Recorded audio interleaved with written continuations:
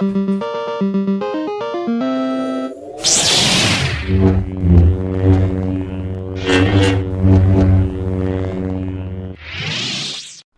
moving on, let's talk some other DC properties since, okay, so it's right now, we're recording this on a Sunday. We're probably releasing it late on Monday. 2 episodes of Batwoman have aired at the time that we're recording this. The third one is airing tonight.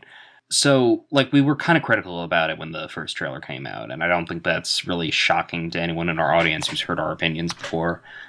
In my opinion, rightfully so, because the trailer seemed to basically just be imitating all of the Captain Marvel trailers, where it's like, her turn. Oh yeah, I'm a woman. This is a woman's job, not a Batman's job. It'll look good when it fits a woman. Yeah.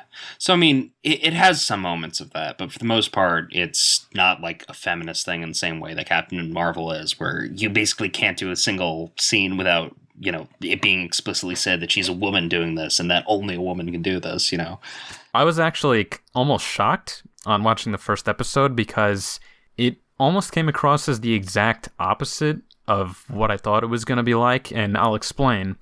To me, the way it made it look was that, Batwoman, the character played by Ruby Rose Kate Kane, was going to just go into Wayne Tower, take all of Batman's stuff, start doing things, and then when people mistake her for Batman, she'll think, oh, of course they would attribute it to a man doing the job and not a woman. But it's not like that. You see, she actually acknowledges that Bruce Wayne was her cousin and that Batman and Bruce had a positive influence on her life. And I like how every episode ends with her writing letters to Bruce, telling him about what's going on for inevitably when he comes back as Kevin Conroy, I hope.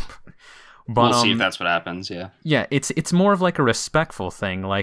She hasn't put on the wig and the red symbol yet. I think she will in the 3rd episode, and I think it's going to be because she doesn't want to take credit for what Batman did, as opposed to not wanting Batman to take credit for what she's doing. Right. And I mean, that's actually a really positive flip that I didn't expect. Well, yeah, she wants to make a name for herself, which I think should be the goal if you're following in anyone's footsteps, so... Yeah, I mean, the fact is, it's not a bad show. It doesn't really deserve the sort of negative criticism, that it's getting from some factions of the internet. Is it? Again, I haven't looked. I try to tune out the internet these days, I guess. So, I try to stay away from review sites, but, I can't ignore a Rotten Tomatoes score. It's got a good critical reception. Audience reception, it's got, 19%, which is, lousy. Okay. And here's one of the few times where I say, I do not agree with the audience on this. I'm going to go with the critics. Yeah. Although I don't know what they're saying. I go what I'm saying. That's the point. Okay, well, I'm going to pull up the reviews right now, just so I can sort of read off a few of them. For what it's worth, it's got a 70% amongst crowds, or amongst the audience, or the critics. It doesn't have too many ratings, so that it could potentially go up. Mm-hmm. Yeah, user ratings, it's got around 5,000, which I actually don't know if that's standard for one of these or not, but it's a decent enough sample size that you're probably getting, legitimately just bad reviews from some sections of the audience. Weirdly enough, some of these reviews don't even seem outwardly negative, but it's tracking them as being a negative rating. Yeah, some of them are outwardly calling it SJW propaganda. Some of them are just calling it bad television. No, not in the slightest. And this is one of the few times when I'm disagreeing with it. But yeah, I mean, this is audiences saying this, so they've at this point been as exposed to it as we are. Okay, well, I would say any review saying that, honestly, has not actually watched the episodes. And again, this is why I actually went to watch the episode, because I know that trailers sometimes are bullshit and misrepresent things. So I wanted to see for myself if it would actually be like I thought it would, and it wasn't, and I was glad. Well, it's so a lot of the reviews I'm seeing are from people, first of all, who have no profile picture, which is suspicious enough as is, but it's a lot of just unspecific stuff. It's basically just saying, oh, hey, this show's trash, oh, hey, this show is SJW propaganda. I don't think any of these reviewers have actually seen the thing. You know? And this is why people start saying everywhere, oh, look, Russian bots all over the internet. Because you do this kind of shit, and then you're just going to start creating conspiracy theories in people's minds. Yeah, I honestly have no idea where people are coming from on this. Like, if it was the trailer alone, and if the entire show was like the trailer, I could understand the criticisms. But at this point, you really can't make that judgment call. It really hasn't developed much, you know? Like, I would say, like, wait until the end of the first season to really cast those judgments. But you can't really tell too much even just by the first 2 episodes.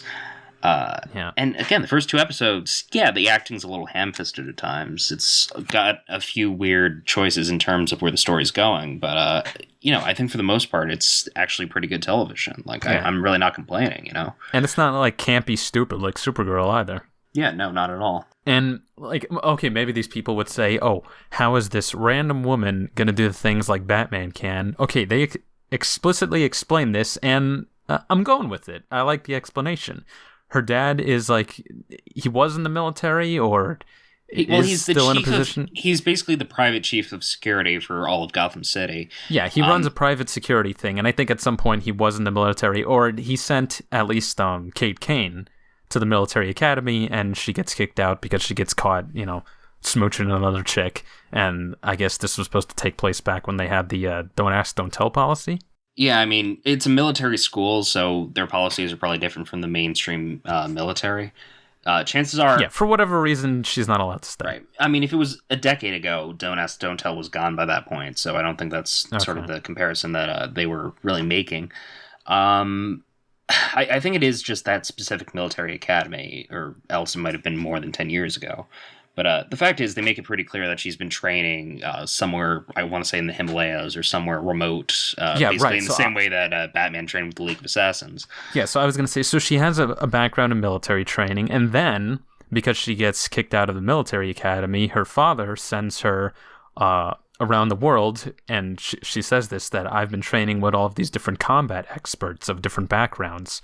And you see her, like, right at the beginning, it's some kind of, I don't know, it's some kind of icy location, and she has to swim all the way down to the bottom of a frozen lake, get a key to unlock these, like, these cuffs or chains that are around her ankles, and then she has to punch her way through ice just all to holding her breath, escape. Yeah, and it's like, okay, that's good. I can believe her being capable of doing stuff from here on out.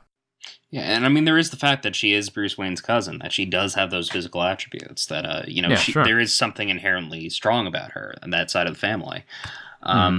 So, look, at the very least, I think it's a good show. I think it's definitely developing, and as of right now, those criticisms are clearly unfounded. Yeah, yeah. Like I said, when because, you know, we have a, you know, like a private chat where we talk about all these things, kind of our podcast away from the podcast, I suppose. But yeah, I said, you know, I'm gonna watch the next episode after I saw the first one, and that's more than I thought that I would be able to say months ago. And then I said, hey, you know what? I think I'm gonna watch the third. Wow. Yeah, and I mean, that's the thing. I went into the show with a pretty negative attitude just based off of the marketing for it. And, like, coming out of it, I just was so much happier than what I expected it to be. Yeah. And, you know, maybe that was sort of the strategy there. They didn't, like, they wanted people to sort of rage watch it and actually get into it because it was nowhere near as bad as the marketing would suggest that it was going to be.